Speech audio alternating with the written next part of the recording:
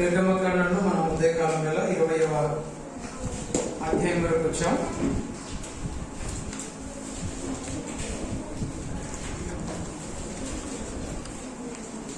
నిర్గమకాండంలోని అధ్యాయంలో వారి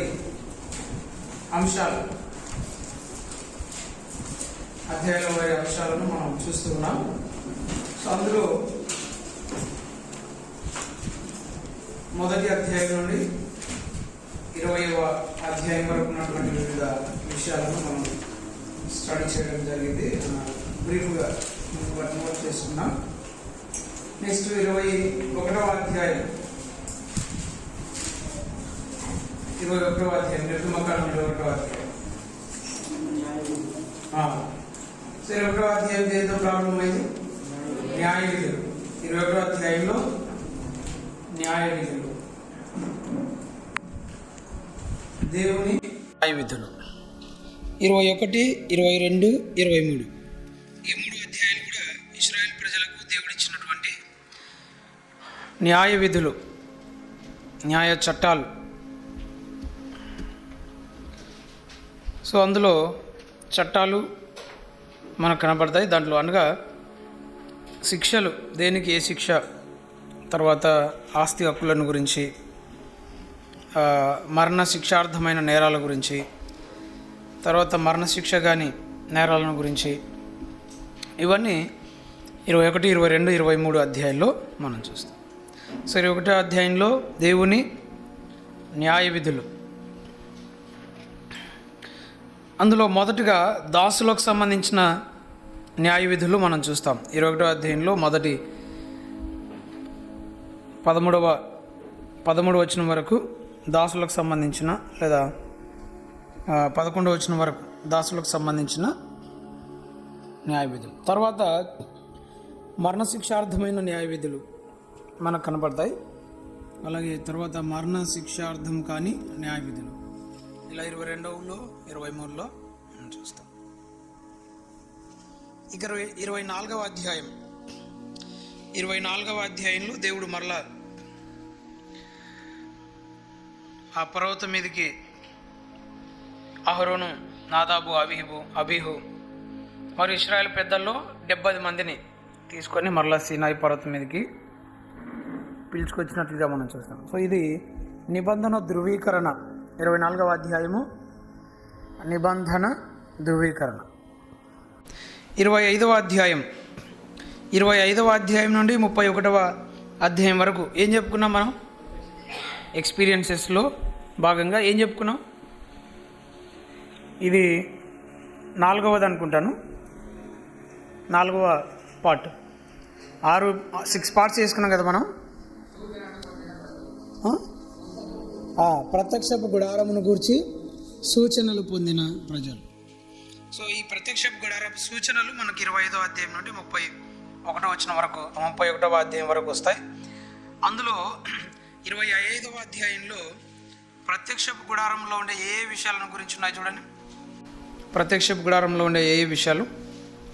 25వ అధ్యాయం మొట్టమొదట మందసము చూడండి, 10వ వచనం దగ్గర. ఓకే చూడండి, ఒక జస్ట్ అలా చూసుకుని పోండి. 10వ వచనంలో మందసం ఉందా? మందసం గురించి ఉంది. ఆ తర్వాత నెక్స్ట్ పారాగ్రాఫ్ దగ్గరికి రండి, ఇంకో వస్తువు ఉంటుంది, కరుణాపీఠం. సో మందసంలో కరుణాపీఠం ఒక భాగం. తర్వాత బల్ల. ఎన్నో వచనం ఉంది అక్కడ? 23వ వచనంలో బల్ల, రైట్. ఆ తర్వాత నెక్స్ట్ పేర దీపవృక్షం. ఆ తర్వాత ఏం లేదు. మందసము, బల్ల, దీపవృక్షం, ఈ 3కి సంబంధించిన సూచనలు 25వ అధ్యాయంలో ఉన్నాయి. మందసము, బల్ల, దీపవృక్షం. మందసము, కరుణాపీఠం అదంతా ఒకటే భాగం కదా. మందసం మీద కరుణాపీఠం ఉంటుంది, దాన్ని మనం ఒకటే దాని కింద తీసుకోవచ్చు. ఓకే, 26వ అధ్యాయం తీయండి. 26వ అధ్యాయం. 26వ అధ్యాయంలో ఏమున్నాయి? తెరలు. 26వ అధ్యాయంలో తెరలు. నెక్స్ట్ పేర ఎక్కడ? నెక్స్ట్ పేర 15వ వచనం. అక్కడేముంది? పలకలు. తర్వాత 31వ వచనంలో నెక్స్ట్ పేర ఉంది కదా, 31వ వచనం. అదేమో అక్కడ అడ్డతెర. సో ఈ 26వ అధ్యాయంలో తెరలు, పలకలు, అడ్డతెర. అడ్డతెర అంటే జస్ట్ డోర్ కర్టెన్, ద్వారం తెర. నెక్స్ట్ 27వ అధ్యాయం. 27వ అధ్యాయంలో బలిపీఠం. నెక్స్ట్ పేరాలో ఆవరణం. Very good. 27వ అధ్యాయం నెక్స్ట్ పేరాలో ఆవరణం. ఆ నెక్స్ట్ పేరాలో దీపవృక్షం వాళ్ళు ఆల్రెడీ వచ్చింది కదా, దీపము వచ్చింది కదా.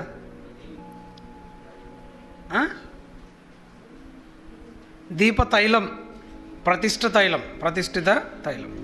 సో దీపాలు వెలిగించడానికి తైలం. ఈ తైలం మనం చేర్చిన అవసరం లేదా, దీపవృక్షంలోనే వస్తుంది. నెక్స్ట్ 28వ అధ్యాయం. 28వ అధ్యాయంలో మొదట ఏముంది? అక్కడ మొత్తం అధ్యాయం అంతా ఒకటే ఉంది. యాజకుని వస్త్రములు, యాజకుని ప్రతిష్ఠిత వస్త్రములు. 28వ అధ్యాయంలో యాజకుని ప్రతిష్ఠిత వస్త్రములు. నెక్స్ట్ 29వ అధ్యాయంలో యాజకుని ప్రతిష్ఠ లేదా యాజకుని ప్రతిష్టార్పణలు. 29వ అధ్యాయంలో యాజకుని ప్రతిష్టార్పణలు.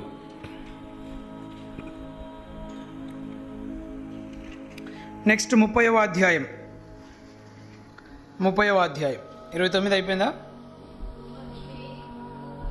29 అయిపోయిందా? 29లో ఏమొచ్చింది? యాజకుని ప్రతిష్ఠిత అర్పణలు. రైట్. 30వ అధ్యాయం మొదట ధూపవేదిక. తర్వాత నెక్స్ట్ పేరాలు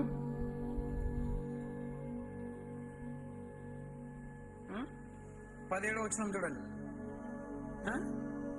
17వ వచనం గంగాలం. 17వ వచనంలో గంగాలం. నెక్స్ట్ 22వ వచనంలో ప్రతిష్ఠిత తైలం. సో ఆల్రెడీ అంతకుముందు వచ్చింది కదా, దీపవృక్షం దగ్గర ఒక తైలం, ఇక్కడ ఒక తైలం యాజకునికి. సో మొత్తానికి ఈ 30వ అధ్యాయం చివరికి వచ్చేసరికి ప్రత్యక్షపు గుడారం గురించినట్టు వివిధ వస్తువులు, పరికరాలు ఎలా తయారు చేయాలో దేవుడు సూచనలు ఇచ్చాడు. నెక్స్ట్ 31వ అధ్యాయంలో దేవుడు ఒక పనివాణిని,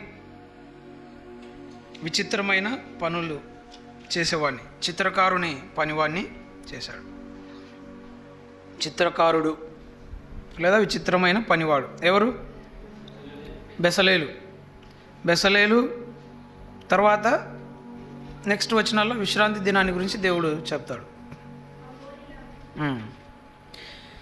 ఓకే.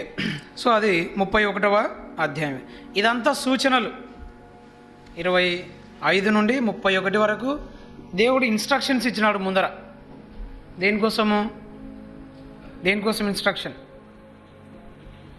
ప్రత్యక్షపు గుడారాన్ని ఏ విధంగా కట్టాలి అనే ఇన్స్ట్రక్షన్స్ అన్నీ. సామాన్య భాషలో ఏం చెప్పాలన్నా దీన్ని ప్లాన్ కదా, అది నీ భాష. టీచర్లు బ్లూ ప్రింట్ అంటారు, పరీక్షల వస్తువులు. ఇంజనీర్లు ఏమంటారు? ప్లానే కదన్నా, ఇంకేమన్నారా? ప్లాన్. సో దేవుడు ఒక ప్లాన్ ఇచ్చాడు, ప్రత్యక్షపు గుడారాన్ని ఎలా కట్టాలి అని, విత్ మెటీరియల్, ఏ మెటీరియల్ వాడాలని, తర్వాత కొలతలు ఎంత మెజర్మెంట్స్తో వాడాలి. సో మొత్తం ఒక ప్లాన్ అనేది గీసి ఇచ్చినాడు దేవుడు. సో దేవుడు కొండ మీద చూపిన ఒక క్రమం, ఒక విధము అనేది ఇక్కడ మనం చేస్తాం. తర్వాత దేవుని సేవకుడు మోషే కొండ మీద ఈ విషయాలన్నీ పొందుతుంటే కింద ప్రజలు ఏమైపోయినారు? కింద ప్రజలు మాత్రం 32వ అధ్యాయం నుండి 34 వరకు పడిపోయిన ప్రజల గురించి మనం చెప్పుకున్నాం కదా, 5వ భాగం పడిపోయిన ప్రజలు. సో అందులో 32వ అధ్యాయం అనగానే మనకేం గుర్తొస్తుంది? అక్కడ 32వ అధ్యాయం బంగారు దూడ చేసుకున్నారు. బంగారు దూడ చేసుకొని ఆ మోషే అయిన వాడు ఆ మోషే అయిన వాడు ఏమాయను అని వీరు ఒక దూడను తెచ్చుకొని దూడను చేసుకొని తమకున్న అక్కలంతా కమ్మలు, ముకురాళ్ళు, తర్వాత చైన్లు, వడ్డానం అన్నీ తెచ్చిస్తే అహరోను ఏం చేసినాడు? ఒక దూడను చేసిన. ఆ దూడను చేసుకొని దాని ఎదుట సాగిలపడి, ఓ ఇశ్రాయేలు, ఐగుప్తు దేశంలో నిన్ను రప్పించిన నీ దేవుడు ఇదే అని ఆ పోత విగ్రహం ముందు వారు సాగిలపడ్డం. తర్వాత జనులు తినుటకు త్రాగుటకు కూర్చుండి ఆడుటకు లేచిరి అనే మాట మనం చూస్తాం. సో ప్రజలు చాలా త్వరగా వారు వెనక్కి జారుకున్నట్లుగా, పడిపోయినట్లుగా, ఆత్మీయ పతనావస్థలోనికి వచ్చినట్లుగా మనం చూస్తాం. వారి కళ్ళు ఎదుట చాలా అద్భుతాలు చూశారు, ఆశ్చర్యక్రియలు చూశారు, ఎన్నో గొప్ప కార్యాలు చూశారు.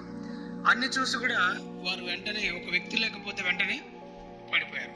సో అది మానవుని యొక్క ఒక బలహీనత.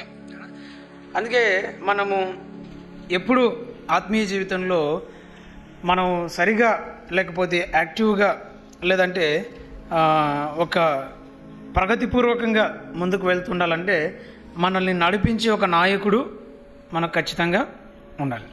సో ఎక్కడైతే నాయకుడు ఉండడో, ఎవరికైతే నాయకుడు ఉండడో ఆ ప్రజలు ఏమవుతారండి? చెడిపోతారు. అవునా? సో దేవోక్తి లేని ఎడల జనులు కట్టులేక తిరుగుదురు అనే మాట మనం చూస్తాం. అలాగే నాయకుడు లేని జనులు చెడిపోవుదురు అనేటువంటి మాట సామెతల గ్రంథంలో మనం చూస్తాం. కాబట్టి ప్రజలను నడిపించేటువంటి ఒక నాయకుడు ఎప్పుడూ ఉండాలి. నాయకుడు లేకపోతే ప్రజలు చెడిపోతారు. అందువల్ల మనల్ని నడిపించేటువంటి ఒక ఆత్మీయ నాయకుడు మనకు ఉండాలి. కనపడిందా ఫ్రెండ్స్? సామెతల గ్రంథంలో నాయకుడు లేని జనులు చెడిపోవుదురు. సో నాయకులు లేకపోతే ప్రజలు ఏమవుతారండి? 11-14. సో నాయకులు లేనటువంటి జనులు చెడిపోతారు. సామెతల గ్రంథం 11వ అధ్యాయము 14వ వచనం. నాయకులు లేని జనులు చెడిపోతారు. సో మనకంటూ ఒక నాయకుడు ఉండాలి. We should have a leader in a life. మనకంటూ ఒక నాయకుడు, మనం ఎంత ఎత్తుకు ఎదిగినా మన పైన ఒక నాయకుడు ఉండాలి. ఆ పర్సనల్ లీడర్, మనకు ఒక నాయకుడు వ్యక్తిగతంగా మనల్ని నడిపించే, ప్రోత్సహించే, సరిదిద్దే, తప్పుదిద్దే, గద్దించే నాయకుడు మనకు ఖచ్చితంగా ఉండాలి అనే ఒక గొప్ప పాఠం నిర్గమకాండంలో ఇశ్రాయేలు జీవితం ద్వారా మనం తెలుసుకుంటాం. సో అలాంటి నాయకత్వం లేని ఇశ్రాయేలు ప్రజలను అపాయంలోనికి, ప్రమాదంలోనికి, పతనావస్థలోనికి, ఆత్మీయ పతనంలోనికి వారిని తీసుకున్నారు. మోషే కనపడలేదు. తర్వాత కింద ఎవరున్నారు? మోషే తర్వాత నడిపించే నాయకుడు ఎవరున్నారు? అహరోన్ దగ్గరికి అందరూ వచ్చారు. వచ్చి ఆ మోషే అనేవాడు ఏమాయను, కాబట్టి మాకు ఒక పోత దూడను చేస్తే మేము దానికి సాగిల పడతామయ్యా అని అహరోన్ అడిగినాడు. సో ఇప్పుడు అహరోన్ ఏం చెప్పిండాలి? ఏం చేయాలి? అహరోన్ ఏం చేసిండాలి? బుద్ధిలన్నా ఇలా ఎవడరా మీకు చెప్పింది అని వారిని గద్దించి సరి చేయాల్సిన నాయకుడు ఈ నాయకుడు తప్పిపోయాడు. సో కాబట్టి నాయకత్వంలో జరిగినటువంటి ఒక చిన్న పొరపాటు, లోపం మొత్తం ప్రజలను తప్పుదారి పట్టించినట్లుగా మనం చూస్తాం. కనుక ప్రజలను మెప్పించే నాయకత్వం కంటే ప్రజలను రక్షించే నాయకత్వం చాలా ముఖ్యం. ప్రజలను మెప్పించి వారిని నాశనానికి, పాతాళానికి తీసుకుని వెళ్ళే నాయకత్వం కంటే ప్రజలను గద్దించి రక్షించే నాయకత్వం మేలు, అది మీనా. సో కాబట్టి అందుకే సామెతల గ్రంథంలో చూస్తాం కదా, పగవాడు లెక్కలేనన్ని ముద్దులు పెట్టును. మళ్ళీ ఇంకొకరు ఎవరు? మేలు కోరి స్నేహితుడు గాయాలు చేస్తాడు. సో ఎవరైనా మనకు గాయాలు చేస్తున్నారంటే దాని వెనుక మేలు ఉంది. ముద్దులు పెడుతున్నారంటే దాని వెనక, అంటే అన్నీ కాదు.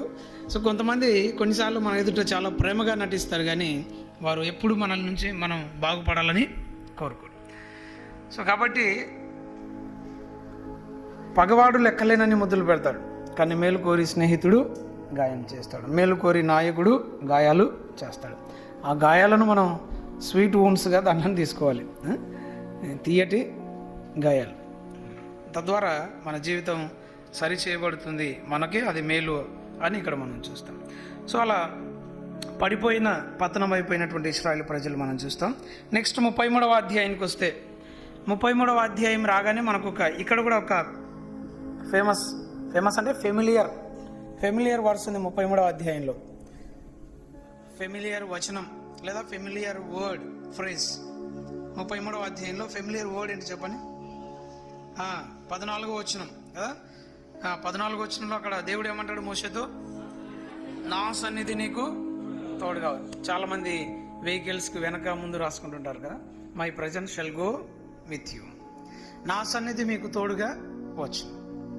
సో కనుక దేవుని సన్నిధి ఉంటే తప్ప మేము ఇక నుండి వెళ్ళం ప్రభువా అన్నాడు. నీవు మాతో వస్తే తప్ప మేము ఇక నుండి వెళ్ళాం. దేవుడు వారిని విడిచిపెట్టాడు, నేను మీతో రాను అన్నాడు. సో వారి కార్యాలను బట్టి వారిని విసర్జించాడు. అప్పుడు మోషే ఎన్నుకున్న మోషే ప్రయారిటీ ఏంటి, నీ సన్నిధి కంటే మాకు మించింది ఇంకొకటి లేదు. ద టాప్ ప్రయారిటీ అక్కడ మోషే దేనికి ఇచ్చాడు, దేవుని సన్నిధి. ఒకవేళ దేవుని సన్నిధి రాకపోతే మేము ఇక్కడే ఉంటాము అన్నారు, మమ్మల్ని తీసుకొని పోవద్దన్నారు. ఒకవేళ వారు వెళ్తే ఎక్కడికి వెళ్ళాలి, దేవుడు ఏమన్నాడు, మీరు వెళ్ళండి, నా దూతను పంపిస్తాను, అక్కడున్న జనాంగాలన్నీ తీసేస్తాను, మీరు వెళ్ళండి, నేను మీతో రాను అన్నాడు. ఒక వెళ్తే వారు ఎక్కడికి వెళ్తారు, అక్కడ నుంచి బయలుదేరి ఎక్కడికి వెళ్ళాలి, ఇక నెక్స్ట్ కనాను దేశానికి వెళ్ళాలి. కనాను దేశం అంటే పాలు తేనెలు ప్రవహించే దేశం, పండ్లు చాలా ఎక్కువగా లభించేటువంటి దేశం, ఫలవంతమైన సారవంతమైన దిగుబడినిచ్చేటువంటి సారవంతమైన దేశం, దేవుడు పితరులకు వాగ్దానం చేసిన దేశం. అలాంటి ఉన్నతమైన శ్రేష్టమైన దేశానికి వారు వెళ్తారు. కానీ ఇక్కడ మోషే ఏమంటున్నాడు, నీ సన్నిధి లేకపోతే మేము అక్కడికి వెళ్ళాం. అంటే దేవుని సన్నిధి లేకుండా లేదా దేవుడు లేకుండా ప్రాపంచిక ఆశీర్వాదాలు మాకు అవసరం. ఈ అరణ్యంలో అయినా మేము ఇక్కడే చేస్తాం, కానీ లేదా ఈ అరణ్యంలో సీనాయి పర్వతం దగ్గర ఇక్కడేనైనా మేము కాపురం ఉంటాం. ఈ నీరు సరిగా లభించని, ఆహారం సరిగా లభించని, రాతిమయమైనటువంటి సారం కానటువంటి ఈ ప్రాంతంలోనైనా మేము ఉంటాము. కానీ ఒకవేళ నీ సన్నిధి ఇక్కడే ఉంటామంటే మేము ఇక్కడే ఉంటాము, కానీ ఆ పాలు తేనెలు ప్రవహించే దేశం మాకు అవసరం లేదు, ఆ సారవంతమైన దేశం మాకు అవసరం లేదు, ఆ ఫలవంతమైన దేశం మాకు అవసరం లేదు. So we seek your presence rather your blessings. నీ ఆశీర్వాదాల కంటే మాకు నీ సన్నిధి ముఖ్యం అని మోషే ఇక్కడ మాట్లాడుతున్నట్లుగా మనం చూస్తాం.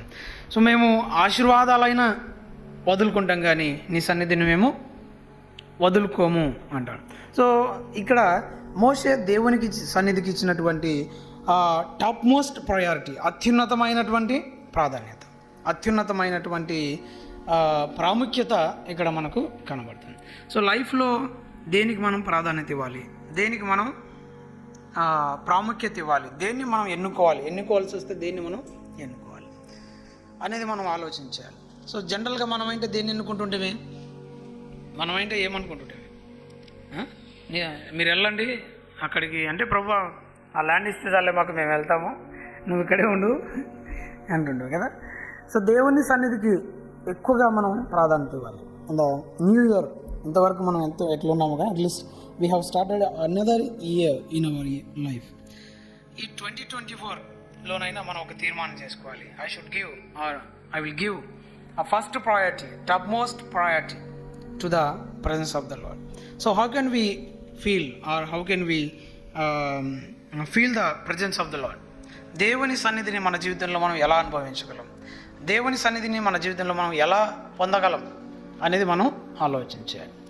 జనరల్గా మనం దేవుని ఆ రోజు ఇశ్రాయేల్ ప్రజలకైతే పగలు మేఘస్తంభంలో, రాత్రి అగ్నిస్తంభంలో ఉండి ఆయన వారి మధ్యలో దేవుని సన్నిధి ఉంచి నడిపింది.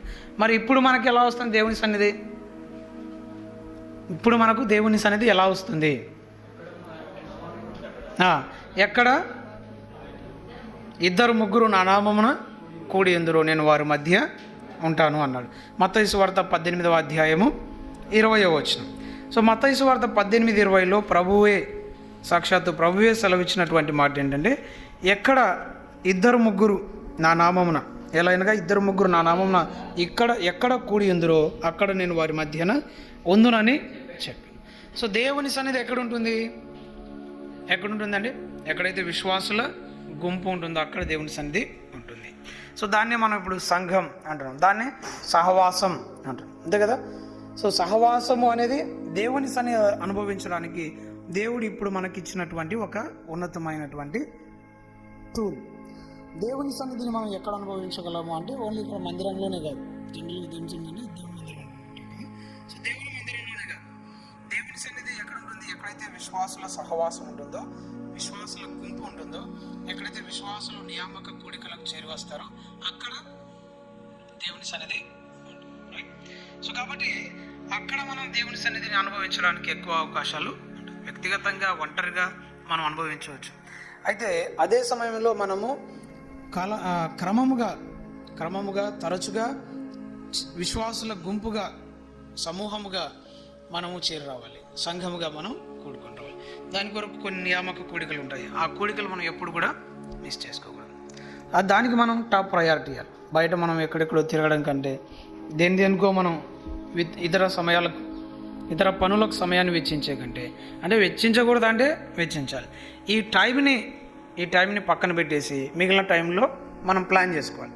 ఇప్పుడు నాకు 7 నుంచి 8 వరకు మీటింగ్ ఉంది. 7 నుంచి 8 వరకు మీటింగ్ ఉన్నప్పుడు ఆ టైంలో ఇతర పనులు పెట్టుకోకుండా నేను నా స్కెడ్యూల్ని నేను ఎంగేజ్ చేసుకోవాలి. అదే మనం ప్రయారిటీ ఇవ్వడం అంటే. ప్రయారిటీ ఇవ్వడం అంటే ఏంటి? ఆ టైం దేవుని సన్నిధిలో నేను సంఘముగా, సమాజంగా గడిపేటువంటి సమయానికి వేరే ఇతర ఆటంకాలు, ఇతర పనులు అడ్డు రాకుండా చూసుకోవడం. ఒకవేళ వస్తే ఏం చేయాలి? ఇప్పుడు సపోజ్ వచ్చినాయి అనుకోండి, ఈ రెండు మనం రాకుండా చేసుకోవాలి. ఇన్ కేసు వచ్చినాయి, దేవుని సన్నిధి అలాగే ఇతర పని, ఇప్పుడు ఏం చేయాలి? ఇప్పుడు నేను చూజ్ చేసుకోవాలి, సెలెక్ట్ చేసుకోవాలి. దేన్ని సెలెక్ట్ చేసుకోవాలి? నేను దేనికైతే ప్రయారిటీ ఇస్తుంటానో దాన్ని సెలెక్ట్ చేసుకోవాలి. అదే కదా. సో ఇప్పుడు నేను దేన్ని సెలెక్ట్ చేసుకుంటానో దానికి టాప్ ప్రయారిటీ ఇస్తున్నట్లు లెక్క అనమాట. సో ఆ విధంగా మనము దేవుని సన్నిధిని మిస్ చేసుకోకుండా ఉండడానికి మన డేను అలైన్ చేసుకోవాలి, మన దినాన్ని మనం క్రమపరచుకోవాలి. సో ఎక్కడైనా కానీ తద్వారా మనం దేవుని సన్నిధిని ఎక్కువగా అనుభవించడానికి, దేవుని సన్నిధిలో ఎక్కువగా గడపడానికి అవకాశం ఉంటుంది. మనం అనుకుంటాం నేను దేవుని సన్నిధి కొత్త నిబంధనలో దేవుని సన్నిధి ఎక్కడైనా దేవుని సన్నిధే కదా, నేను ఒంటరిగా ఉన్నా కూడా వాక్యం చదువుకోవచ్చు, ప్రార్థన చేసుకోవచ్చు, ఇంకా దేవుని సన్నిధిని అనుభవించవచ్చు అనుకుంటా. రైట్, అది 100% కరెక్ట్. అయితే అదే సమయంలో దేవుడు ఏం చేసినాడు? సంఘంగా కూడుకునే ఒక ఆనవాయితీ, ఒక క్రమమును దేవుడు మన కొరకు పెట్టాడు. దాన్ని మనం విస్మరించకూడదు. హెబ్రీ పత్రిక 10:24 మనం చదువుతాం. హెబ్రీ 10:24 కాగా ఆ దినము సమీపించుట మీరు చూచిన కొలది సమాజముగా కూడుట మానక మరి ఎక్కువగా అలాగూ చేయొచ్చు అనే మాట మనం చూస్తాం. సో సమాజంగా కూడుకునుట మానవద్దు. ఇన్ఫ్యాక్ట్ ఇంకా దాని బదులు ఏం చేయాలి? మనం ఇప్పుడున్న దానికంటే ఇంకా ఎక్కువగా కూడుకోవడం చేయాలి అనే ఒక మంచి హెచ్చరిక హెబ్రీ పత్రికలో మనం చూస్తాం. ఈ ఉపమానం మీరు చాలాసార్లు వినింటారు. సైలస్ ఫాక్స్ గారు చేసినటువంటి పని. ఆయన ఈ అనంతపురం జిల్లాలో సువార్త సేవ చేస్తూ ఉన్నప్పుడు ఎప్పుడు మందిరానికి రాకుండా ఆగిపోయిన ఒక ఆవిడ ఇంటికి వెళ్ళారంట, ఒక విశ్వాసురాలు ఇంటికి వెళ్ళారు. ఆమె ఆ సమయంలో వంట చేస్తున్నప్పుడు ఏమ్మా మందిరానికి రావడం లేదు, సహవాసంలో కలుసుకోవడం లేదు అని ఆమెను అడిగితే, నేను రాలేను అయ్యగారు, నేను రాకపోయినా ఇంట్లో ప్రార్థన చేసుకుంటున్నాయా, రాకపోయినా ఇంట్లో బైబిల్ చదువుకుంటున్నాయా, రాకపోయినా నేను దేవుని సన్నిధి అనుభవిస్తున్నా అన్నాడు. ఇంకా ఆయనకు అలా చెప్పేటోళ్ళకి ఏం చెప్తాం మనం?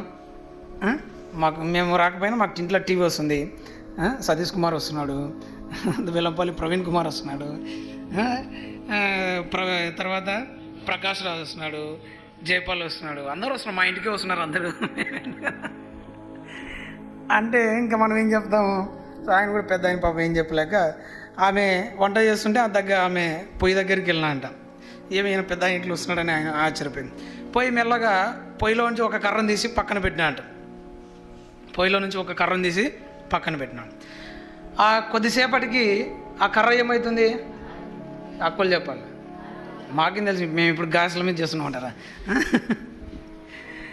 ఆ కొద్దిసేపటికి ఆ కర్ర ఏమవుతుంది? ఆరిపోతుంది. పొయ్యిలో ఉండే కర్రలు మాత్రం మండుతుంటాయి. మళ్ళీ ఆ కర్రను తీసి మళ్ళీ పొయ్యిలో పెడితే మళ్ళీ మండుతుంది. అది మండే కర్రనే కదా, ఆల్రెడీ దానికి నిప్పులు ఉన్నాయి. ఆ కర్రనొక్కటి బయట పెడితే ఎందుకు అది ఆరిపోతుంది? ఒకటే ఉంటే మండదు, ఎంత నిప్పులున్నా మండదు. అది మండాలంటే దానికి సపోర్టింగ్గా ఇంకా కొన్ని కర్రలు ఉండాలి. అది 2-3 కర్రలతో కలుసుకుంటే తప్ప అది మనం, అవునా? 2-3 కర్రలతో కలిస్తే తప్ప అది మనం. ఒకటే కర్ర ఉంటే మండదు. అలాగే ఆత్మీయ జీవితంలో మనం కూడా ఒక్కరమే ఉన్నాం అనుకోండి, ఆదివారం నుండి మళ్ళీ ఆదివారం ఏమైపోతాం? మనం ఆరిపోతాం, చల్లారిపోతాం. అందుకని మధ్య మధ్యలో ఏం చేస్తుండాలి? మనం కలుస్తూ ఉండాలి, సహవాసం చేస్తూ ఉండాలి. అలా కలుసుకుంటూ ఉన్నప్పుడు, సహవాసం చేస్తున్నప్పుడు ఒకరి నుండి ఒకరికి వెచ్చదనం, ఒకరి నుండి ఒకరికి ప్రోత్సాహం, ఒకరి నుండి ఒకరికి హెచ్చరిక, ఒకరి నుండి ఒకరికి దిద్దుబాటు, అన్నీ కలిసి దగదగానే మండుతాం, ప్రకాశిస్తాం. కనుక దేవుని సన్నిధి ప్రాముఖ్యత, దేవుని సన్నిధి ఆవశ్యకత అనేది విశ్వాస జీవితంలో ఎంతో ఉంది అన్నది మోషే మాటల్లో మనం అర్థం చేసుకోవచ్చు. అది 33వ అధ్యాయంలో మనం చూస్తాం. ఇక తర్వాత 34వ అధ్యాయం. 34వ అధ్యాయంలో ఏముంది? అక్కడ 34వ అధ్యాయంలో దేవుడు మరలా నిబంధనను తిరిగి ఇచ్చాడు. నిబంధన పునరుద్ధరణ 34వ అధ్యాయంలో. ఇప్పుడు మోషే ఏం చేశాడంటే, వారందరూ తిని తాగుతూ ఎగురుతూ ఉంటే మోషే పాపం కోపం వచ్చింది ఆయనకు, వాళ్ళని చూసి. ఆయన అంత కష్టపడి ఐగుప్తులోని బయటకు తీసుకుని వచ్చి దేవుని గురించి వారికి తెలియజేస్తే ఇప్పుడు చాలా త్వరగా 40 రోజులకే వారు మొత్తం అంతా మడత పెట్టేసినారు. సో చాలా కోపం వచ్చేసింది ఆయన. ఏం చేశాడండి? దేవుని తన చేతిలో ఉన్న 2 చేతుల్లో ఉన్న ఆ నిబంధన పలకలను ఏం చేశాడు? ఆ శబ్దంకి అందరూ ఆయన వైపు చూశారు. సో వారి అటెన్షన్ కోసం ఆయన కోపం తాళలేక వాటిని పగలగొట్టేశారు. అయితే 34వ అధ్యాయంలో దేవుడు మరలా ఆయన సీనాయి పర్వతం మీదకి పిలిచి మరలా కొండ శిఖరం మీద మరలా 2 పలకల మీద, రాతి పలకల మీద 10 ఆజ్ఞలు రాసిచ్చి ఇచ్చినట్లుగా మనం చూస్తాం. సో ఇది నిబంధన పునరుద్ధరణ, రెన్యువల్ ఆఫ్ కవనెంట్ అనేది ఇక్కడ మనం చూస్తాం. ఇక 35 నుండి 40 వరకు, 35 నుండి 40 వరకు ఏం చెప్పుకున్నాము? ప్రత్యక్ష గుడారం యొక్క నిర్మాణం మనం చూస్తాం. సో 34వ అధ్యాయంలో 33-34 అధ్యాయంలో దేవుడు వారిని మరలా క్రమపరిచాడు. మోషే ఎవరైతే మీరు యెహోవాను అనుసరించాలనుకుంటున్నారో వారందరూ పాలెం వెలుపలికి రండి అన్నాడు. సో అంతవరకు ఆ గుడారము పాలెం మధ్యలో ఉండింది. ఇప్పుడు ఆ పాలెంలో నుండి తీసి పాలెం వెలుపలికి దూరంగా గుడారం వేసి యెహోవాను వెతికిన ప్రతివాడు పాలెంనకు వెలుపలనున్న ఆ ప్రత్యక్ష గుడారమునకు రావాలి అని పేరు పెట్టాడు. సో పాలెం వెలుపలికి వచ్చిన తర్వాత ఆ గుడారము ప్రత్యక్షపు గుడారముగా అయింది. దానికి ప్రజలు ఎవరైతే దేవుని దగ్గరికి రావాలనుకుంటున్నారో వారు బయటికి రావాలన్నారు. సో పడిపోయిన ప్రజలు ఇప్పుడు తిరిగి దేవుని సన్నిధికి వచ్చారు. పడిపోయినటువంటి ఇశ్రాయేలు జాతి తిరిగి కట్టబడింది. అలా కట్టబడినటువంటి ప్రజలు 35వ అధ్యాయం నుండి 45వ అధ్యాయం మధ్యలో వారు ప్రత్యక్షపు గుడారాన్ని కట్టారు. సో పడిపోయిన ప్రజలు కట్టబడ్డారు, కట్టబడిన ప్రజలు దేవుని మందిరాన్ని లేదా దేవుని గుడారాన్ని కట్టారు. సో ఏదైనా మనం ఒకదాన్ని క్రమపరచాలనుకుంటే, ఒకటి కట్టాలి అనుకుంటే, లేదా దేవుని సంఘాన్ని మనం కట్టాలంటే ముందు మన జీవితం కట్టబడాలి, మనల్ని మనం కట్టుకోవాలి. పడిపోయిన వ్యక్తి ఇంకొక వ్యక్తిని కట్టలేడు.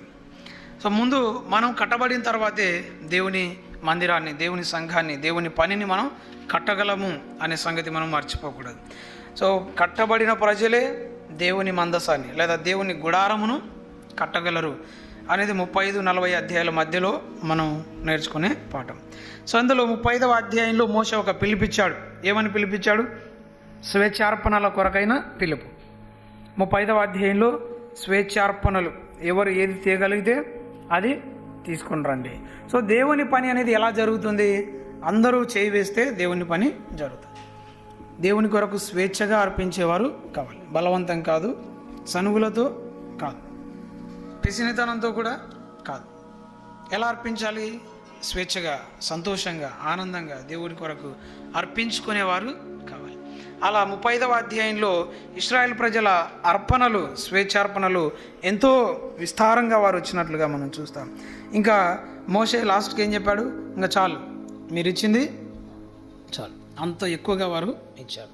కనుక దేవుని కొరకు మనం కూడా ఇవ్వడం అనేది మనం నేర్చుకోవాలి. స్వేచ్ఛగా, ఫ్రీ విల్ ఆఫరింగ్ అని అంటాం. సో ఫ్రీ విల్ ఆఫరింగ్, స్వేచ్ఛార్పణలు అంటే మనముగా ఎవరి బలవంతం లేకుండా, ఎవరి ప్రోద్బలం లేకుండా, ఎవరి సూచనలు లేకుండా మనముగా ఇచ్చేవి. అవి స్వేచ్ఛార్పణలు. రెండవది ఎవరి అభినందనలు కోరకుండా ఇచ్చేవి. చాలాసార్లు మనం ఇచ్చిన తర్వాత మనం ఇచ్చిన దాన్ని బట్టి ఎవరైనా మనల్ని మెచ్చుకోవాలని లేదా అనౌన్స్ చేయాలని స్టేజ్ మీద దాని గురించి చెప్పాలి అని కోరుకుంటున్నారు. కానీ దేవునికి ఇచ్చేటప్పుడు అలాంటి అభిలాష, అలాంటి కోరిక ఎప్పుడు మనకు ఉండకూడదు.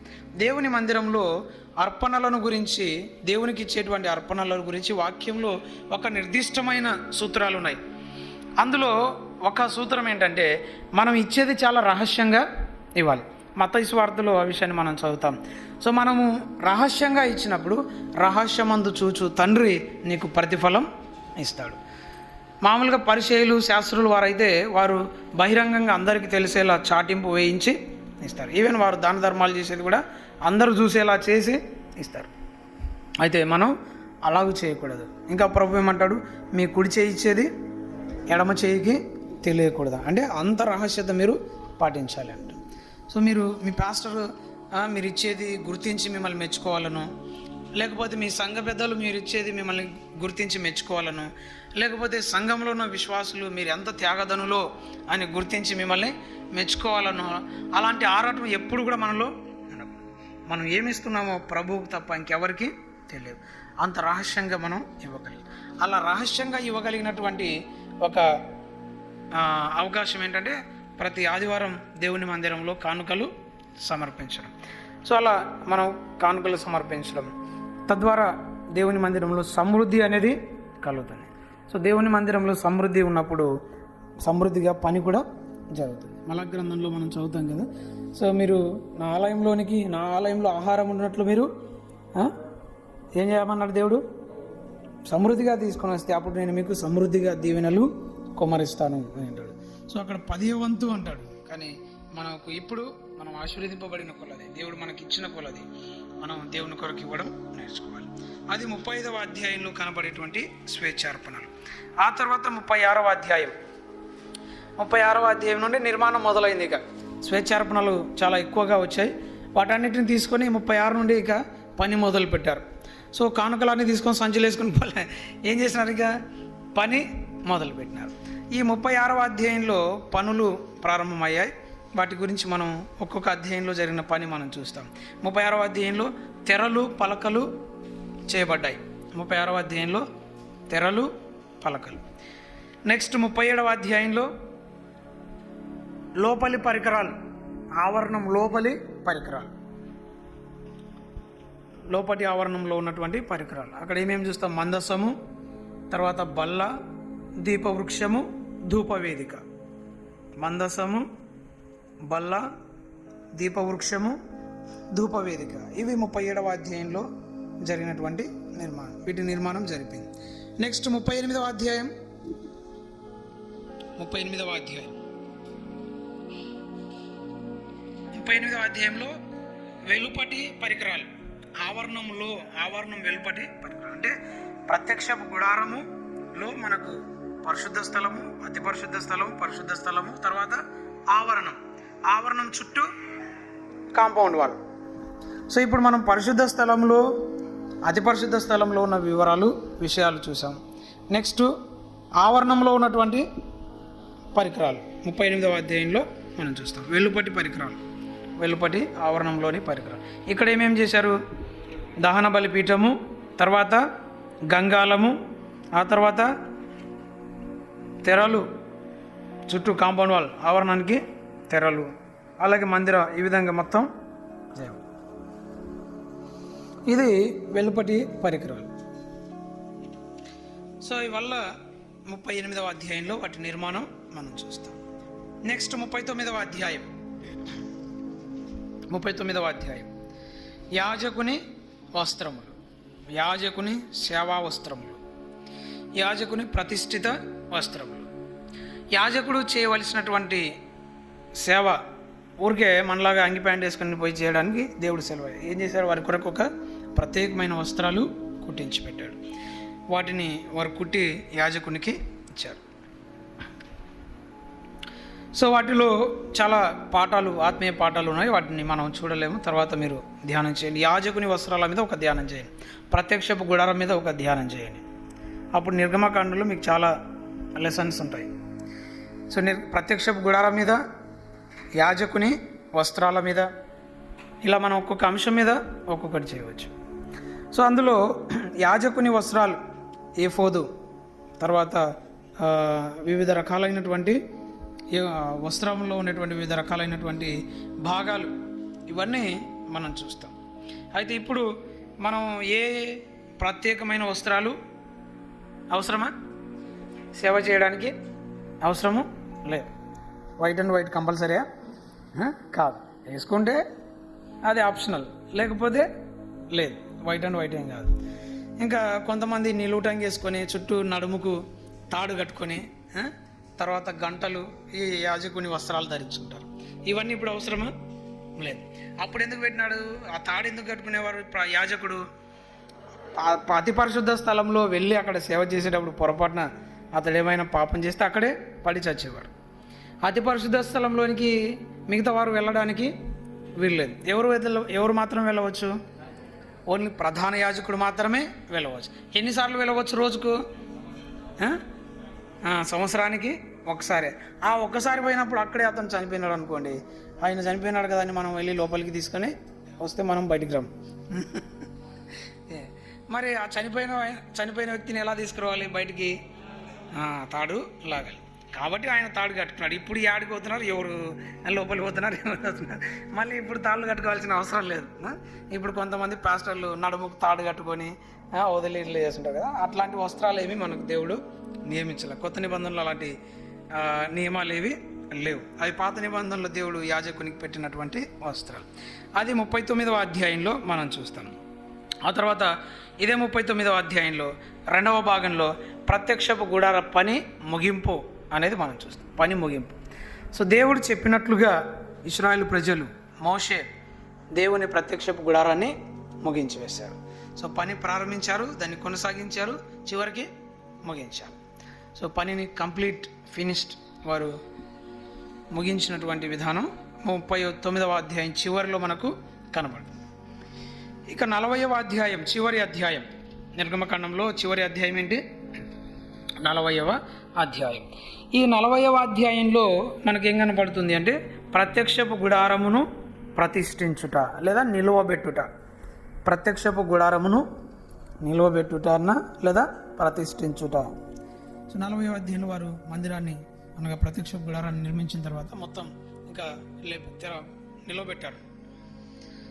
సో నిలవబెట్టి ప్రతిష్ఠించారు. వారు దాన్ని ప్రతిష్ఠించినప్పుడు అక్కడ 17వ వచనం తర్వాత మనం చూస్తాము, దేవుని మహిమ ఆ ప్రత్యక్షపు గుడారమును నిండినట్లుగా మనం చూస్తాం. సో ప్రత్యక్షపు గుడార ప్రతిష్ఠ, దేవుని మహిమ, ఈ రెండు 40వ అధ్యాయంలో మనం చూస్తాం. దేవుని మహిమ, యెహోవా తేజస్సు మందిరమును నింపెను అని 34వ వచనంలో మనం చూస్తాం. 40వ అధ్యాయం 34వ వచనం. సో దేవుని మహిమ, దేవుని తేజస్సు యెహోవా మందిరమును నింపెను. కనుక దేవుని మందిరంలో దేవుని తేజస్సు, దేవుని మహిమ అనేది నిలవాలి, నింపాలి. సో అప్పుడు అది దేవుని ప్రజలకు ఆశీర్వాదం అనే సంగతి మనం చూస్తాం. సో ఆ విధంగా దేవుడు చెప్పినట్లుగా మోషే చేశాడు. దేవుడు కొండ మీద చూపబడిన ప్రకారము ప్రత్యక్షపు గుడారాన్ని మోషే నిర్మించినట్లుగా మనం చూస్తాం. ఆయన ఎట్లు చెప్పాడో అట్లే చేశాడు. ఎట్లా చూపించాడో అట్లనే చేసినట్లుగా మనం చూస్తాం. 16వ వచనం చూడండి. 40:16లో మోషే ఆ ప్రకారం చేశాను, యెహోవా అతనికి ఆజ్ఞాపించిన వాటిని అన్నిటినీ చేశాను, అలాగుననే చేశాను. 18వ వచనంలో యెహోవా మోషేకు ఆజ్ఞాపించినట్లు మోషే మందిరమును నిలవబెట్టి అనే మాట మనం చూస్తాం. 20వ వచనంలో యెహోవా మోషేకు ఆజ్ఞాపించినట్లు అతడు శాసనములను తీసుకొని అని మనం చదువుతాం. ఆ తర్వాత 22వ వచనంలో యెహోవా మోషేకు ఆజ్ఞాపించినట్లు అతడు ప్రత్యక్ష గుడారంలో మందిరం యొక్క అని మనం చదువుతాం. తర్వాత 24వ వచనంలో యెహోవా మోషేకు ఆజ్ఞాపించినట్లు అతడు ప్రత్యక్ష గుడారంలో మందిరం దక్షిణ దిక్కు బల్ల ఎదుట దీపవృక్షము అనే మాట మనం చూస్తాం. 26వ వచనంలో యెహోవా మోషేకు ఆజ్ఞాపించినట్లు అని మనం చదువుతాం. ఆ తర్వాత 28వ వచనంలో అక్కడ కూడా యెహోవా మోషేకు ఆజ్ఞాపించినట్లు. 30వ వచనంలో యెహోవా మోషేకు ఆజ్ఞాపించినట్లు. ఆ తర్వాత పని సంపూర్తి చేశానని 33వ వచనంలో, అలాగున మోషే పని సంపూర్తి చేశాను. సో ఆ విధంగా దేవుడు ఆజ్ఞాపించినట్లు, దేవుడు చెప్పినట్లు, ఉన్నది ఉన్నట్లుగా మోషే ప్రత్యక్షపు గుడారాన్ని నిర్మించాడు. There is no alteration in the plan of God. So many times when we execute a plan, we alter it. చాలాసార్లు కదా మనం ఏదైనా ఒక ప్రణాళికను నిర్వర్తించేటప్పుడు లేదా దాని కార్యరూపం దాల్చేటప్పుడు అందులో చాలా మార్పులు చేర్పులు చేస్తాం, మన సొంత జ్ఞానంతో, పరిసరాలను బట్టి, పరిస్థితులను బట్టి. కానీ మోషే మాత్రం దేవుని ప్రణాళికలో కించిత్ కూడా ఆయన మార్పు చేయకుండా ఉన్నది ఉన్నట్లుగా యథాలాపంగా యథాప్రకారంగా ఆయన అమలు చేసినట్లుగా మనం చూస్తాం. యెహోవా ఆజ్ఞాపించినట్లు అనే మాట ఇక్కడ మనం చూడాలి. సో దేవుడు మనకి ఏదైతే ఆజ్ఞాపిస్తాడో దాని ప్రకారం చేయాలి. దేవుడు చెప్పినట్లు చేయడమే మన ప్రధాన కర్తవ్యం. No alteration. మన జీవితంలో దేవుడు చెప్పిన దానికి భిన్నంగా మనం ఏది చేయకూడదు. సో తద్వారా దేవుడి నుండి మనం ఆశీర్వాదాలు పొందుతాం. మార్పు చేయకుండా పని చేయడం, దేవుని ప్రణాళికకు మార్పు లేకుండా పనిచేయడం, దేవుని ప్రణాళికను ఆల్టర్ చేయకుండా, బ్లర్ చేయకుండా, దాన్ని డిస్టార్ట్ చేయకుండా, ఉన్నది ఉన్నట్లుగా మన జీవితంలో పాటించి పనిని ముగించడం అనేది మనం చూస్తాం. కనుక ప్రియులారా, మోషే మొత్తానికి అక్కడ ప్రత్యక్షపు గుడార నిర్మాణ పనిని సంపూర్తి చేశాడు. ఒక పని ముగింపుతో నిర్గమకాండం ముగుస్తుంది. సో జీవితంలో ఒక పనిన, ఒక ప్రాజెక్ట్, ఒక గ్రేట్ ప్రాజెక్ట్ మనం ఏదైనా ఒకటి మనం వెళ్ళేలోపు ఒకటి ముగించాలి. అది మోషే జీవితంలో మనం నేర్చుకునే పాఠం. మోషే వెళ్ళేలోపు ఏం చేశాడని, ఆయన చాలా ప్రాజెక్ట్స్ ఆయన కంప్లీట్ చేశాడు. ఆయన 40 సంవత్సరాల సేవాకాలంలో, 120 సంవత్సరాల జీవితకాలంలో he executed many plans of God and fulfilled the plans of God. He fulfilled many projects. చాలా కార్యాలు, చాలా గొప్ప కార్యాలు ఆయన జరిగించారు. సో మనకు అందుకే మోసే జీవితం అనేది మనకెంతో సవాలుకరం. ఈ challenging man, is a model man and also challenging. ఆయన ఎంత ఆదర్శవంతుడు, ఎంత సాత్వికుడు, ఎంత దీనుడు, అంతే సవాలు జీవితాన్ని కలిగినటువంటి వాడు, సవాలుకరమైన జీవితాన్ని జీవించినటువంటి వాడు. ఆ జెంటిల్నెస్తో ఎంత గొప్ప కార్యాలైనా చేయగలడు అని నిరూపించిన గొప్ప దీనుడు ఆయన. ఆ సాత్వికంతో దేవుడు మోషే గురించి అన్నాడు, ఈ భూమి మీద ఉన్న వారందరిలో మోషే మిక్కిలి సాత్వికం. సో అంత సాత్వికంతో ఆయన ఎన్ని గొప్ప పనులు చేయడం అనేది మనకు గొప్ప సవాల్. నిర్గమకాండం అనేది పనితో ప్రారంభమైంది, పనితో ముగించబడింది. It started with work and ended with work. అయితే ఒకటే తేడా, మునుపు వారు మొదటి అధ్యాయంలో లోక పనులు చేస్తున్నారు, ఫరో పనులు చేస్తున్నారు. 40వ అధ్యాయానికి వచ్చేసరికి వారు దేవుని పనులు చేస్తున్నారు. అదే తేడా. సో మనం ఒకప్పుడు ఏ పనులు ఏం చేయొచ్చు, కానీ ఇప్పుడు నువ్వు దేవుని పనిలో నిమగ్నం అవ్వాలి. You should be a craft man of God. దేవుని విచిత్ర పనివాడిగా నీవు ఉండాలి. దేవుని చిత్రకారుని పనిగా నీవు పనివాడుగా ఉండాలి. లోకంలో ఉండే పనుల్లో మునిగి తేలవచ్చు, కానీ అదే టైంలో దేవుని పనులు చేయడంలో మాత్రం ఎప్పుడు కూడా నిర్లక్ష్యం వహించకూడదు. So what is your work of God? What is your divine work? What is your spiritual work? నీవు నిర్వర్తించే ఆత్మీయమైనటువంటి పని ఏంటి? నీవు చేసే దైవిక కార్యాలు ఏంటి? నేను జాబ్కి వెళ్ళొస్తాను, డ్యూటీ చేస్తాను, వంట చేస్తాను, పాత్రలు కడుగుతాను, ఇల్లు తుడుస్తాను, అన్నీ చేస్తావు, బాగుంది. అపార్ట్ ఫ్రమ్ దట్, అవి కాకుండా నీవు దేవుని పని ఇంకేం చేస్తున్నావు? ప్రార్థిస్తున్నావా? సంఘంలో శుభ్రం చేస్తున్నావా? పరిచర్య చేస్తున్నావా?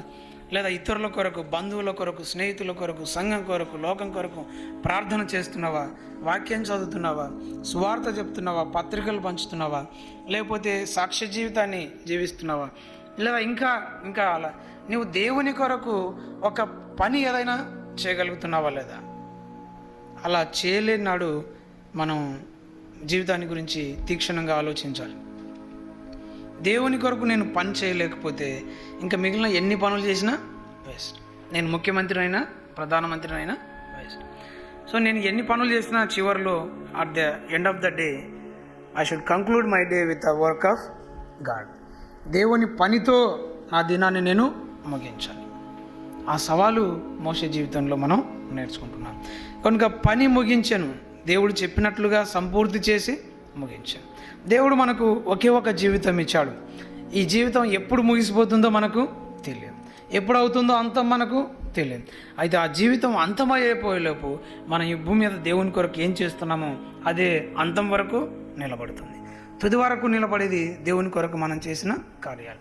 సో ఈ లోకంలో మనం ఎంత సంపాదించినా అది ఉండకపోవచ్చు, మనం ఎంత పేరు ప్రఖ్యాతులు సంపాదించినా అవి కూడా ఉండకపోవచ్చు.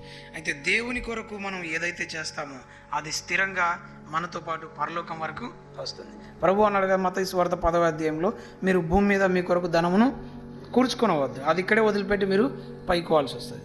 అయితే ఏం కూర్చుకోమన్నాడు అని? ధనం ఎక్కడ కూర్చుకోమన్నాడు? పరలోకంలో మీ కొరకు ధనాన్ని కూర్చుకోమనండి.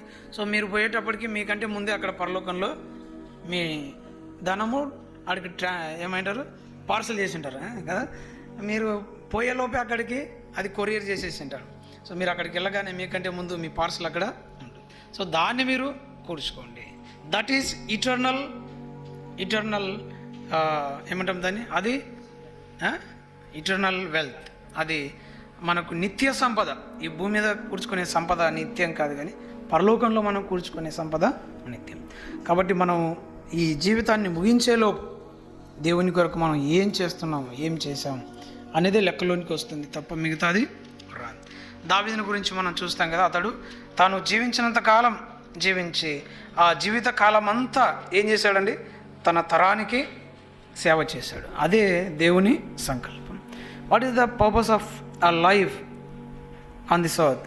ఈ భూమి మీద మన జీవిత ఉద్దేశం ఏంటి? మన ఉద్దేశం కాదు, మన జీవితం పట్ల దేవుని ఉద్దేశం. అది మనం సేవ చేయాలి. అపోస్తలుల కార్యం 13వ అధ్యాయం 36వ వచనంలో మనం చదువుతాము. అపోస్తలుల కార్యం 13:36లో, దావీదు దేవుని సంకల్పము చొప్పున తన తరము వారికి సేవ చేసి. దావీదు దేవుని సంకల్పము చొప్పున తన తరము వారికి సేవ చేసి. నిద్రపోయే లోపు ఏం చేయాలా? నిద్రించే లోపు ఏం చేయాలి? సేవ చేయాలి. సో మన జనరేషన్లో మన తరానికి మనం సేవ చేసే భాగ్యాన్ని దేవుడు మనకు ఇచ్చాడు. దాన్ని మనం మిస్ చేసుకోకూడదు. మనం నిద్రించేలోపు, అంటే రాత్రి బెడ్ పోయే టైం కాదు, రాత్రి 10 గంటలకు నిద్రపోదాం, ఆ నిద్రించేలోపు కాదు. మన జీవితాన్ని చాలించేలోపు మనం మన తరానికి సేవ చేయాలి. అదే దేవుని సంకల్పం. దావీదు దేవుని సంకల్పము చొప్పున తన తరమునకు సేవ చేయాలి. మనకు చాలా సంకల్పాలు ఉంటాయి, కానీ దేవుని సంకల్పాన్ని మనం గుర్తించాలి. We have to serve our generation. We have to serve our nation. We have to serve our generation. మన తరానికి మనం సేవ చేయాలి అనేటువంటి విషయాన్ని ఇక్కడ మనం చూస్తాం. అలా మోషే సేవ చేసి తన జీవితాన్ని ముగించాడు. మరి మనము ఏం చేయాలి? సో ఇప్పుడు విద్యార్థిగా ఉన్నాం, యవనస్తులంగా ఉన్నాం, ఉద్యోగిగా ఉన్నాం, ఇంకా గృహిణిగా ఉన్నావు, వ్యాపారస్తుడిగా ఉన్నావు, ఎగ్జిక్యూటివ్గా ఉన్నావు, ప్రమోటర్గా ఉన్నావు, ఇంకా ఏం చేస్తున్నావో తెలియదు. కానీ సో వాటన్నిటితో దేవుడిచ్చినటువంటి ఆ పనితో పాటు మనము దేవుని కొరకు ఏం చేస్తున్నాము అనేది అది ఫైనల్గా నిలబడుతుంది. సో మనం వృత్తి కొరకు లేదా భక్తి కొరకు మనం ఈ లోకంలో మనం ఏదో ఒక వృత్తి కలిగి పని చేస్తాం. అయితే దాంతోపాటు ఏం చేయాలి? మనం దైవ వృత్తిని మనం ఖచ్చితంగా ప్రవృత్తిగా కలిగి ఉండాలి. ఈ రెండు నువ్వు బ్యాలెన్స్ చేయాలని అన్నాడు. ఒకటి మనం వదిలిపెట్టాలి. అర్థమే? మనము దేవుని పని చేయాలి. ఆ దేవుని పని చేయడానికి సపోర్టివ్గా మన దగ్గర అన్నీ బ్యాలెన్స్ చేయగలిగినప్పుడు మనం 2 పనులు చేస్తాం. దేవుని పని చేస్తాం, అలాగే మన పని మనది. ఈ 2 మనం బ్యాలెన్స్ చేయలేని రోజు ఏ పని చేయాలి? ఏది వదిలిపెట్టాలి, ఏది పని చేయాలి? దేవుని పని వదిలిపెట్టాలి, మన పని చేసుకోవాలి. ఏదో పలకలేదంటే కరెక్ట్ అన్నట్టు మీరు లెక్క. దేవుని పని చేయాలి, ప్రాపంచిక పనులు, మన పనులు, లోక సంబంధమైన పనులు వదిలిపెట్టాలి. ఎప్పుడు? ఈ 2 మనం బ్యాలెన్స్ చేయలేము. సో అలాగే ఆల్బన్ డగ్లస్ అనే ఒక గొప్ప భక్తుడు చెప్తాడు. ఆయన చెప్పే మాట ఏంటంటే, మనము ప్రతి ఒక్కరూ ఒక ప్రత్యేకమైన సూటి పిలుపు ఉంటే తప్ప యవ్వన కాలంలో లేదా చదువులోనే దేవుని సేవ అంటూ బయటికి రాకూడదు. దేవుడు నిన్ను ప్రోద్బలం చేసి ఖచ్చితంగా వెంటాడి వేటాడి తాకి నిన్ను పట్టుకొని కాలర్ పట్టుకొని బయటికి తీసుకొస్తే ఆ నిశ్చయత నీకుంటే దేవుని పనికి ప్రత్యేకింపబడి సంపూర్ణకాల సేవకుడిగా రావాలి. అలాంటి పిలుపు లేకపోతే ఉదయకాలం వేళ మనం చూసాం కదా, నిన్న చూసాం కదా, విజయరాజన్ చెప్తే ఏమన్నారు, we all of us have a general call. మనమందరము దేవుని పని చేయడానికి ఒక సాధారణ సార్వత్రిక పిలుపు అందరికీ ఉంది. ఆ పిలుపు ప్రకారం మనం 45 ఏళ్ళ వరకు లేదా మహా అంటే 50 ఏళ్ళ వరకు లౌకిక ఉద్యోగం అంటే లోకంలో ఒక ఉద్యోగము లేదా వ్యాపారము ఏదో ఒకటి పని చేస్తూ దేవుని పని చేయాలి. ఇక 40, 45, 50 సంవత్సరాలు రాగానే ఆ పనులన్నీ ఫుల్ స్టాప్ పెట్టి మనం సంపూర్ణంగా దేవుని పని చేయాలి. అది ఒక జనరల్ ఆయన ఇచ్చేటువంటి ఒక సూచన అనమాట, సలహా. సో అది అంటే తద్వారా మనం దేవుని పని ఎక్కువగా చేయడానికి అవకాశం ఉంటుంది. ఆర్థిక భారం, ఆర్థిక కొరతలు, ఆర్థిక భారం వల్ల టెన్షన్స్ ఇవి లేకుండా దేవుని పని చేయడానికి అవకాశం. కాబట్టి మీరు తొందరగా లైఫ్లో సెటిల్ అవ్వాలి, తద్వారా తొందరగా సంపాదిస్తారు, ఆ తర్వాత మళ్ళీ వెంటనే దేవుని పని చేయడానికి అవకాశం ఉంటుంది. అందువల్ల త్వరగా దేవుడు స్థిరపరచాలని ఆత్మీయంగా, అలాగే కెరీర్ పరంగా, అన్ని విధాలుగా ఫ్యామిలీ పరంగా దేవుడు స్థిరపరచాలని ఒక గురి కలిగి ప్రార్థన పూర్వకంగా లైఫ్ను కన్స్ట్రక్ట్ చేసుకుంటూ వెళ్ళాలి. అప్పుడు మోషే వల్లే మనం దేవుని కొరకు పని చేయడానికి అవకాశం. మోషే జీవితంలో మొత్తం ఆయన జీవిత భాగం అంతా 3 పార్ట్స్ ఉంది కదా. ఫస్ట్ 40, తర్వాత 40, తర్వాత 40. సో ఫస్ట్ 40లో ఏం చేశాడు? చదువుకున్నాడు. తర్వాత 40లో ఏం చేసినాడు? ఏందో ఏం ట్రైనింగ్, ఉద్యోగం చేసినాడు, గొర్రెలు కాసినాడు కదా. ట్రైనింగ్ అనేది తర్వాత, ఆయన చేసిన పని ఏంటి చెప్పండి? బాగా చెప్పినారు, ట్రైనింగ్ చేసినాడు కరెక్టే. ఉద్యోగం చేసినాడు, గొర్రెలు కాసినాడు కదా, దానివల్ల ఆయనకు జీతం వచ్చింది, కుటుంబం వచ్చింది, కుటుంబ సంపాదన ఇవన్నీ వచ్చినాయి. ఉద్యోగం చేసినాడు. నెక్స్ట్ థర్డ్ పార్ట్లో ఏం చేసినాడు? నెక్స్ట్ థర్డ్ పార్ట్లో ఏం చేసినాడు? దేవుని సేవ చేశాడు. అంతే ఆయన జీవితంలో.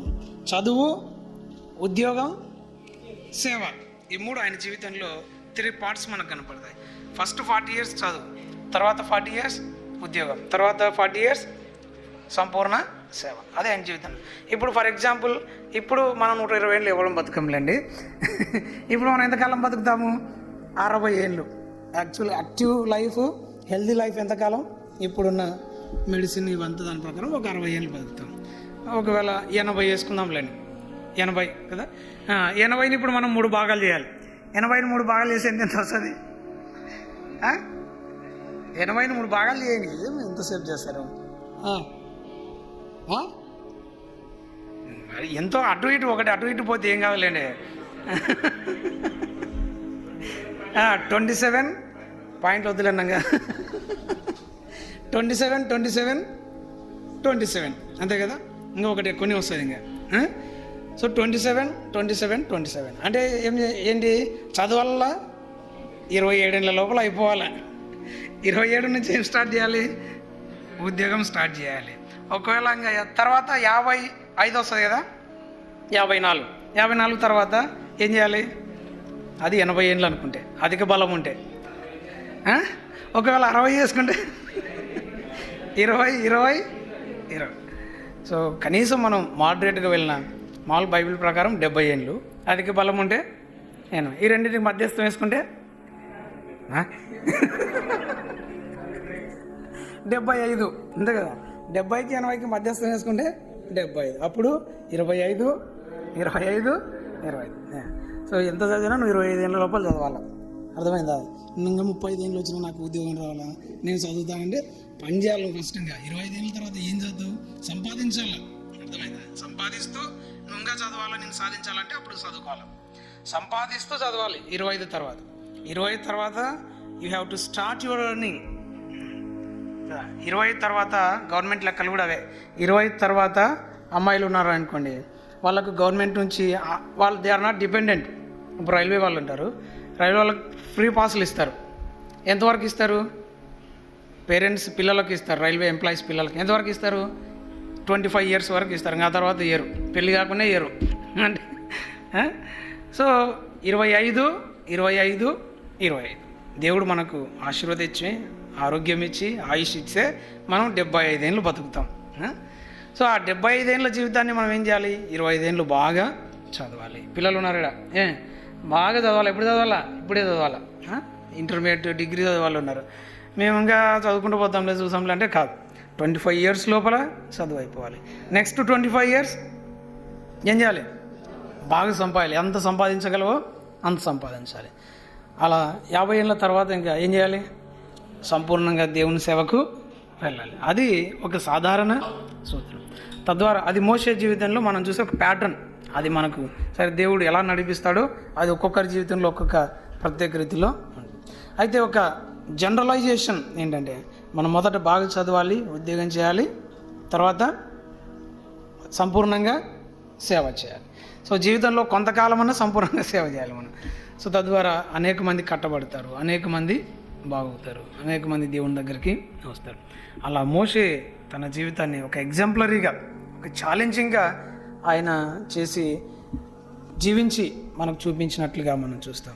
సో ఈ సాయంకాలం వేళ నిర్గమకాండాన్ని మనం చదువుతూ ఉండగా, దాన్ని మనం సర్వే చేస్తూ ఉండగా, మోషే జీవితాన్ని గురించిన ఆలోచనలు మనం చేస్తుండగా, మన లైఫ్ పట్ల కూడా మనం ఒక నిర్దిష్టమైన ఒక ఆలోచనలోనికి, ఒక నిర్ణయంలోనికి రావాలి. What is my life? దేవుడు ఏంటి అసలు నా జీవితాన్ని ఎందుకు ఇలా ఇచ్చాడు? ఎందుకు నన్ను ఈ భూమి మీద వచ్చాడు? ఏంటి? What is the purpose of God in my life? దేవుని సంకల్పం ఏంటి నా జీవితం పట్ల? నేను ఏం చేయాలి? ఏం చదవాలి? సో ఎట్లా స్థిరపడాలి? ఎలా సంపాదించాలి అంటూ మనం ఒక లక్ష్యాలు పెట్టుకోవాలి. ఓకే, గుడ్డెద్దు చేనులో పడినట్టు మేసుకుంటూ ఆ దండకు ఈ దండకు ఆ దండ దిగుండా పోతే ఏం లేదు. ఒక లక్ష్యంతో మనం పనిచేయాలి. సో మనం ఎక్కడికి వెళ్ళాలి, ఏం చేయాలి అనేది ఒక లక్ష్యంతో, ఒక టార్గెట్తో మనం పనిచేస్తున్నప్పుడు దేవుడు తప్పకుండా మన జీవితాల్లో కార్యాలు చేస్తాడు. ఏ గురి గమ్యం లేకుండా ఉంటే మనం ఎప్పటికీ సెటిల్ అవ్వలేము, ఎప్పటికీ ఏమీ చేయలేము. సో ఒక గోల్, ఒక లైఫ్ గోల్ పెట్టుకోండి. ఆ లైఫ్ గోల్ మీరు రీచ్ అవ్వడానికి కూడా ఒక టైం పెట్టుకోండి. ఆ టైంలో మీరు రీచ్ కాలేకపోతే ప్రయత్నించాలి, లేదంటే ఇంకొకటి ఆల్టర్నేటివ్. సో అలా ప్రార్థనాపూర్వకంగా మనం వెళ్తూ ఉండాలి. దేవుడు అవకాశాలు ఇస్తుంటాడు. సో దేవుడు అవకాశాలు ఇచ్చినప్పుడు వాటిని అందిపుచ్చుకోవాలి, వాటిని వినియోగించుకోవాలి. ఉన్న అవకాశాలు వచ్చినప్పుడల్లా బాగా తిని మంచం విరిగిపోయేటట్టు పడుకొని అన్ని అవకాశాలు పోయిన తర్వాత దిక్కులు చూస్తే ఏముండదు. సో కాబట్టి దేవుడు మనకు అవకాశాలు ఇచ్చినప్పుడే వాటిని వినియోగించుకోవాలి. ఇప్పుడు చదివే అవకాశం ఇచ్చినాడు, ఒక కోర్సులో దేవుడు నిన్ను పెట్టినాడు, ఏం చేయాలి? బాగా చదవాలి. ఎంత చదవగలమో అంత చదవాలి. లోకంలో ఉన్న వారికంటే మనం ఎక్కువగా చదవాలి. మన చదువు ద్వారా కూడా దేవుని మహిమపరచాలి. అసలు మన చదువు కూడా దేవుని మహిమ కొరకే అన్న సంగతి మనం ఎప్పుడు కూడా మర్చిపోకూడదు. మనం చదువుతాం కదా రోమపత్రికలో, మనం భోజనం చేసినను పానం చేసినను దేనికోసం చేస్తున్నాం? దేవుని మహిమ కొరకే. మధ్యాహ్నం గుడ్డు తిన్నామంటే కూడా అది కూడా దేవుని మహిమ కొరకే. సో 3 గంటలు ఉండే భోజనాన్ని గురించి, ఒక అర్ధ గంట ఉండే నీళ్ళను గురించి పౌలు భక్తుడు అది దేవుని మహిమ కొరకు అంటే, జీవితాంతం మన జీవితాన్ని నిర్దేశించే చదువు అది దేవుని కొరకు కాకపోతే, దేవుని మహిమ కొరకు కాకపోతే ఇంకా జీవితాన్ని ఎలా మనం నడిపిస్తాం?